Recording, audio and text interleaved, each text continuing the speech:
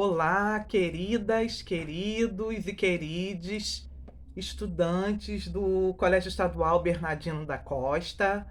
É um prazer estar aqui com vocês, poder compartilhar alguns movimentos possíveis de esclarecimentos na vida cotidiana de vocês. Meu nome é Valdineia Teles Pereira, eu sou professora é, na rede estadual de educação do Rio de Janeiro, né? Credenciada nas religiões de matriz africana. Sou pedagoga, especialista em raças, etnias e educação no Brasil e mestre em educação. E fiquei muito feliz, né, em receber esse convite de tratar algumas questões, né, sobre o racismo religioso, né, a intolerância religiosa, e pensar um pouquinho sobre essas questões com vocês, a convite da professora Vanelli. Então, é um movimento de troca, de pensamento, de reflexão. Eu sei que é um vídeo, mas tendo um retorno ou mais questões, vocês podem retornar, tá, as questões para a professora Vanelli, e aí a gente pode marcar uma live ou marcar outro vídeo para a gente continuar conversando. Eu tenho Facebook, se vocês quiserem me seguir no Facebook, tá? Fiquem à vontade e a gente vai conversando, tá bom? Então, muito obrigada, professora Vanelli, por ver em mim uma referência de conversa e possível de esclarecimento. E antes de começar, eu gostaria de saudar os meus antepassados pelos caminhos abertos de resistência e luta, né? Porque tratar de racismo, falar sobre as questões africanas e afro-brasileiras no Brasil de hoje ainda é um desafio. Então a gente precisa sim saudar, né, a quem veio antes que não pôde falar, né, teve que silenciar-se, né, e submeter-se e negociar, né, ao longo das nossas vidas, né? E eu peço licença para entrar no espaço educativo de vocês para conversar um pouquinho. E aí eu faço algumas perguntas, né, para provocar mesmo as nossas reflexões. Quando a gente analisa a educação afro-brasileira no ensino religioso, a gente precisa pensar, e nas religiões de matriz africana, esse trato cotidiano das escolas, a gente precisa pensar como a gente pode tratar preconceitos e discriminações que geram desigualdades sociais de grupos populacionais que compõem o Brasil, né? Sem tratar das religiões. Não dá, né? Todas as áreas do conhecimento, a gente precisa tratar as religiões, até mesmo porque os professores e os profissionais da escola têm suas religiões. E quando eles vão tratar seus conteúdos, suas discussões, suas análises, e até mesmo no currículo vivenciado no dia a dia da escola, tem ali um aspecto moral e ético das religiões que eles professam para tratar as pessoas. Né? Então a gente precisa ficar bem atento até que ponto é uma norma e até que ponto é um preceito individual norteado por religião que alguma pessoa está fazendo, né? Porque nós temos diretrizes educacionais, existem normas, né, para o cotidiano escolar ser plural. A laicidade é quando há um diálogo, um acordo para todos e não para preterir ou preferir apenas um, tá? Então é um dado que vocês guardem aí. Outra questão para a gente pensar é por que falar de candomblé, e aí das várias nações, de Queto, Jeje, Angola, Ijexá, Efon, Xambá, do Batuque, que é mais do Rio Grande do Sul, do Omolocô, enfim, do Telecó e algumas correntes da Umbanda não são tratados na escola, são tão nocivos. Rezar o Pai Nosso, muitas das vezes é autorizado e até mesmo instigado, né, pelas gestões. E isso não pode haver, né? Grupos de orações, músicas de determinados cantores gospels, né? Isso pode? Não, não pode. A não ser que haja uma pluralidade, né? A não ser que haja também músicas budistas, né? Músicas do candomblé, da umbanda, músicas do espiritismo, música católicas, enfim. A não ser que haja um movimento plural, mas que antes é necessário que a gente tenha também um movimento de reflexão.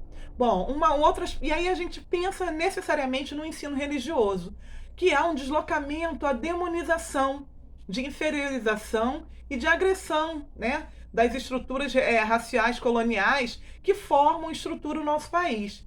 E aí, de onde isso vem, professora Valdineia? Vem do momento da colonização do Brasil, né?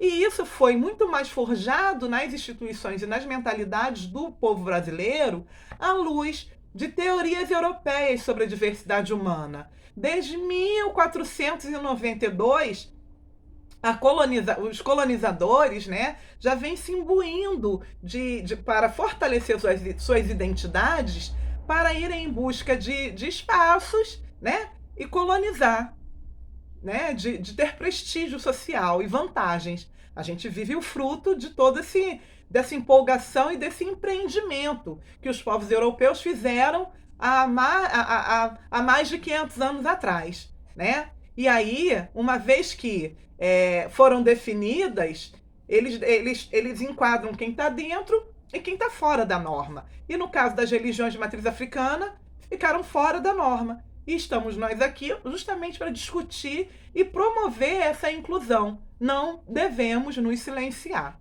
E aí, gente, há um projeto de poder, literalmente, de alguns setores das religiões protestantes, né?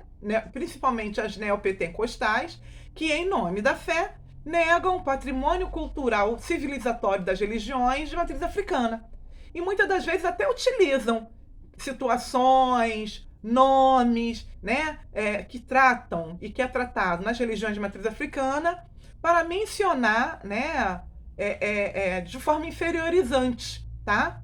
Portanto, um projeto racista colonial moderno que tem demonizado, né, outras possibilidades e formas de viver e existir. E aí, essa expressão, ela desumaniza, tira a humanidade. E com isso, há uma naturalização de uma espécie de violência institucional.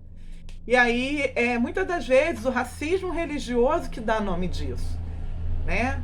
E a gente precisa ver que o racismo religioso, ele fala de seitas, né? É uma violência religiosa, você vê, né? E também promovem comportamentos racistas. A gente fica percebendo, na hora, talvez a gente não consiga ver. E aí o racismo religioso, ele tem como questão o alvo. Ele tem o alvo e a vítima, né? O racismo religioso é uma ferramenta teórico-política com um rendimento analítico capaz de ampliar o significado e o sentido de múltiplas violências perpetradas contra as comunidades religiosas de matriz africana, além de trazer novos questionamentos em torno dessa problemática. Então, quem professa as religiões de matriz africana, né, elas não são vítimas necessariamente, mas elas são alvo. Há uma escolha institucional e histórica, né, para serem alvos. E são, sim,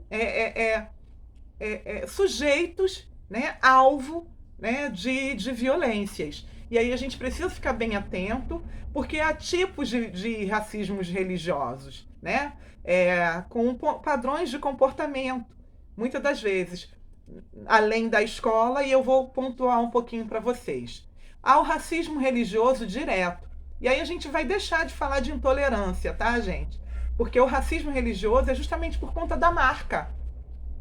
É a marca a marca africana, né? Os traços negroides, toda essa manifestação que é tratada como maligna, né? E tudo que vem de lá, né?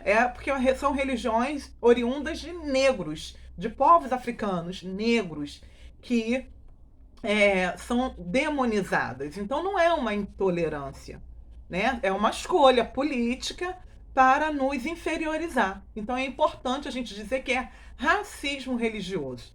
E aí existem alguns padrões de comportamento que eu vou dizer para vocês do racismo religioso. O primeiro é o racismo religioso direto, que são atos de racismo que são diretos, né, que se constituem no ataque direto por qualquer meio disponível a outra tradição religiosa para destruí-la. No caso do Brasil, as religiões perseguidas são as religiões de matriz africana, né? É claro, o professor está falando de racismo religioso, e quem é contra alguma religião assim, assim, assado? Bom, no que me consta, até a atual data, as religiões perseguidas, que são alvo de perseguição, são apenas as religiões de matriz africana ou religiões que as protegem.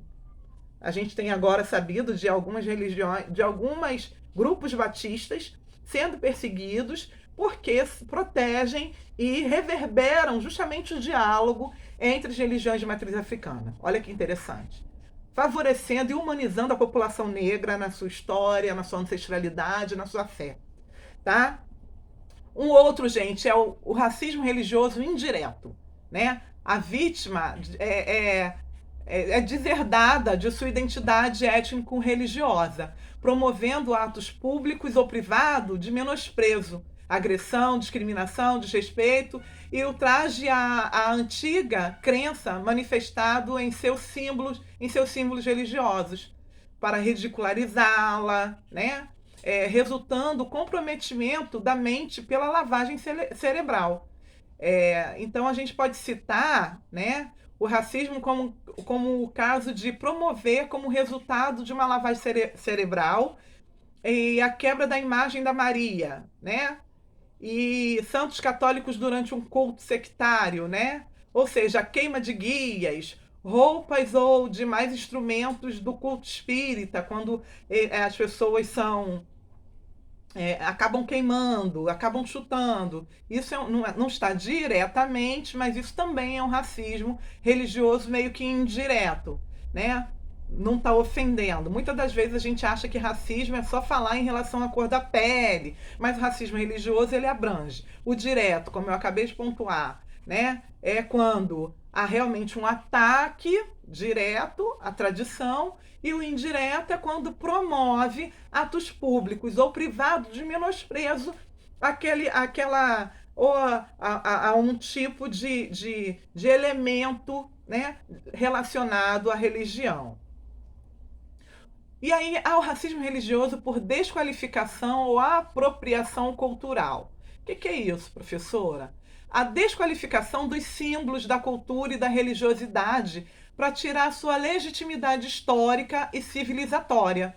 Por exemplo, a gente vê agora o acarajé do Senhor, o bolinho de Jesus, a capoeira de Cristo, né? A capoeira gospel.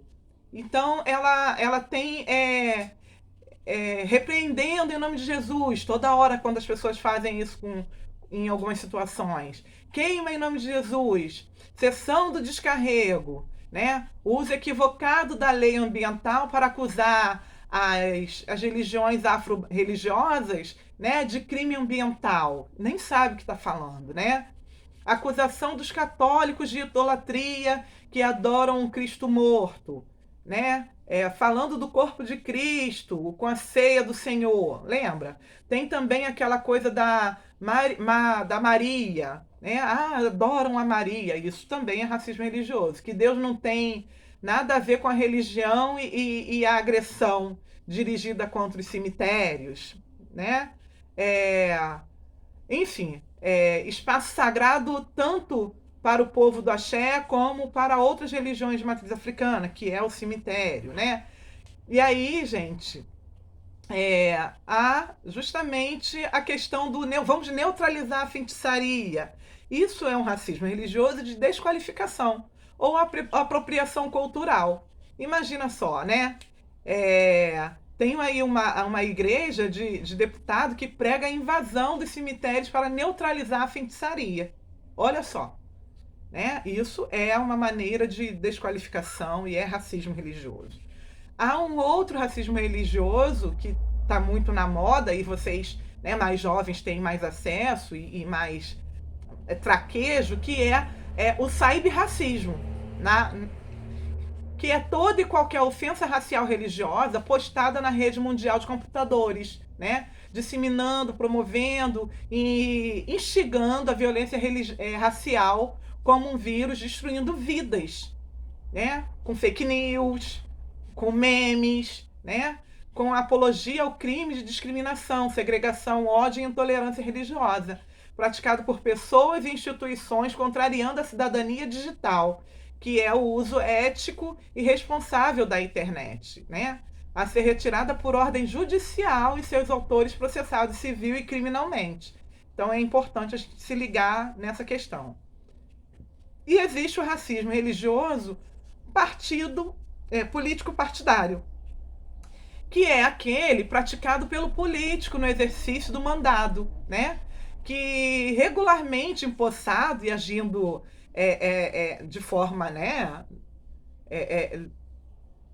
De uma maneira que tem que ser olhado por nós, né? Legislando em causa própria de um grupo religioso que representa, que ele se representa, né? Fazendo o mandado político um instrumento a serviço da fé, né? Que professa, em detrimento da sociedade. É racismo político partidário também o ato de dar apoio parlamentar a ações, atos e medidas e atitudes, né? Assim como comportamentos de grupos, segmentos sociais racistas e organizações racistas para atacar por quaisquer meios tradicionais religiosos, terrorismo religioso, né? E difundir o discurso de ódio religioso, contrariando o regime democrático, a ética parlamentar, a Constituição brasileira e o uso cidadão irresponsável do mandado político. Então, também é racismo religioso, né? O político partidário. E aí a gente precisa ficar bem atento, principalmente agora em 2022.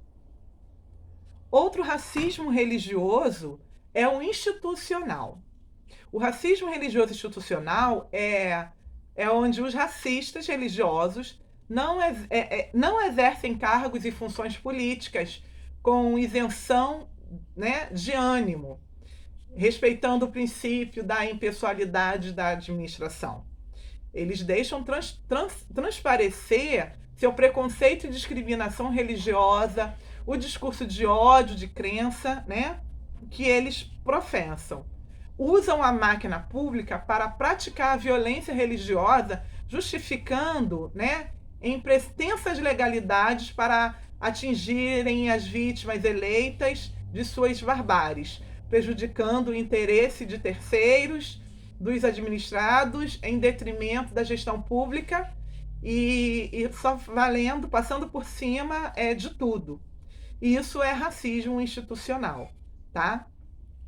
E aí eu vou citar o sétimo racismo, né, religioso, que é o racismo passivo-agressivo.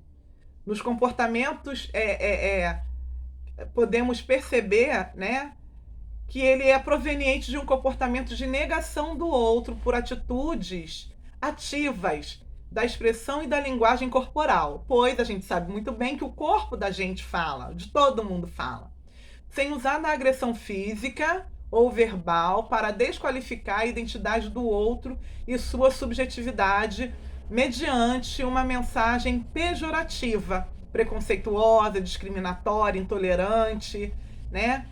Subjacente ao comportamento corporal, manifestado e comunicações não verbais. Por exemplo, né? Uma atitude preconceituosa e discriminatória é quando uma criança chega na escola e com suas contas, né? Ou acabou de fazer algum preceito e a professora age de uma maneira, não toca, não chega perto, não deixa brincar, sem fazer algum questionamento sobre oi, como é que a gente faz com você, por você? Né? Sentar no ônibus de roupa branca e a pessoa sair de perto, agir com menosprezo. Isso é um racismo religioso passivo-agressivo, né? Enfim, a gente se vê, né? A gente vê como as pessoas tratam de uma maneira sem querer, não dizem, mas manifestam uma repulsa e uma recusa à aproximação de nossos corpos. E é resultado desses padrões comportamentais, gente. Eu vou tentar tô tentando correr e me ater para o vídeo não ficar muito longo. Os padrões comportamentais da teologia racista, que ensina um exclusivismo religioso que tem como consequência desastrosa para a nossa sociedade, né? E para uma cultura de paz. Esse papo de somente Jesus salva, só a minha religião traz a verdade da salvação, né? Para todos os outros estão no pecado e vão para o inferno, né? Tem essa questão. Essa ideologia religiosa, o obscurantismo e demência moral, doença, intoxicação da alma, é uma falsa verdade que absolutiza o sagrado. E todo mundo tem um sagrado. E todos os grupos